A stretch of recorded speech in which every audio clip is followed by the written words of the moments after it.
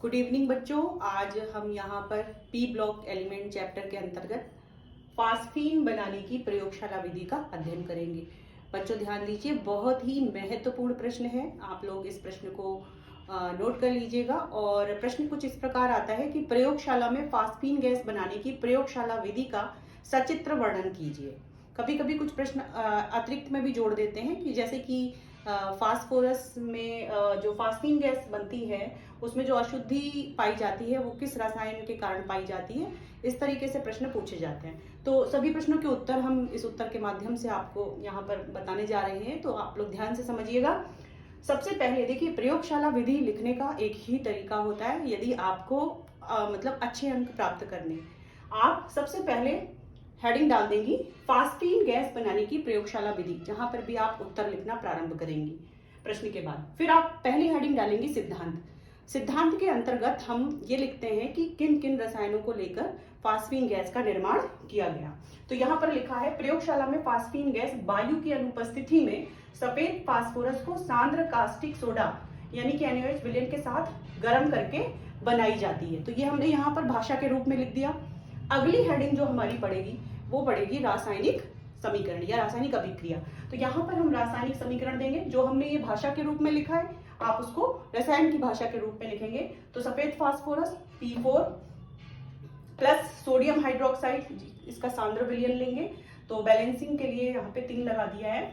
फिर पानी का मॉलिक्यूल्स जल 3H2O, फिर गिब्स आउट, यहाँ पे हीट लिखेंगे गर्म करने पर, और अक्रिय वातावरण मतलब हमें इसे इनर्ट रखना है क्योंकि बहुत ही ज्वलनशील गैस है। इसके बाद यहाँ पर गिब्स आउट PH3 फास्फीन बन जाती है, और साथ में बनता है सोडियम हाइपोफॉस्फाइड 3NaH2PO2। तो ये आपकी जो हेडिंग हो गई रासायनिक समीकरण, आपको यहाँ पर लिखना है। इसके बाद आप अगली हेडिंग डालेंगे चित्र। चित्र भी बनाना बहुत ही महत्वपूर्ण है, और आप चित्र को भी पेंसिल के जो कलर होते हैं आप उनसे उसको थोड़ा सा हाईलाइट कर सकते हैं, उनको आप अच्छा बना सकते हैं। इसके बाद यहाँ पर हम पूरा चित्र बना देंगे। चित्र के बाद जो है यहाँ पर हम हेडिंग डालेंगे विधि। अभी मैंने नहीं डाली है, लेकिन मैं आपको भी जब इसकी विधि बताऊंगी तो आप यहाँ विधि में लिखना प्रारंभ करेंगे।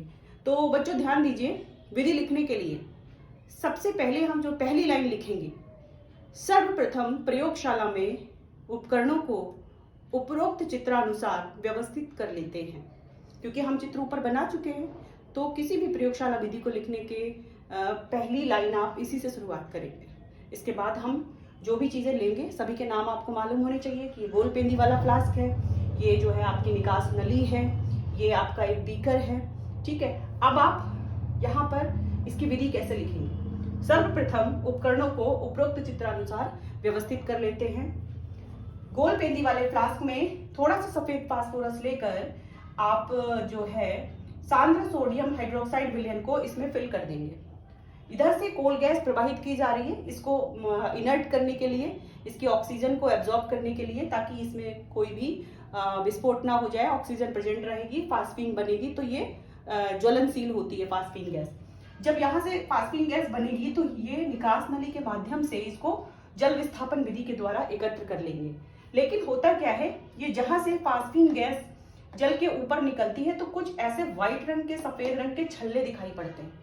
ये सफेद छल्ले जो होते हैं वो फास्फीन में उपस्थित P2H4, देखिए मैंने यहाँ पर लिखा हुआ है फास्फोरस डाइहाइड्राइड, इस अशुद्धि के कारण जो ये सफेद रंग के जो वलय आकार में मतलब रिंग के आकार में छल्ले दिखाई पड़ते हैं, वो इस अशुद्धि के कारण होते हैं। इसका नाम अच्छे से याद कर लीजिएगा, फास्फोरस डाइहाइड्राइड।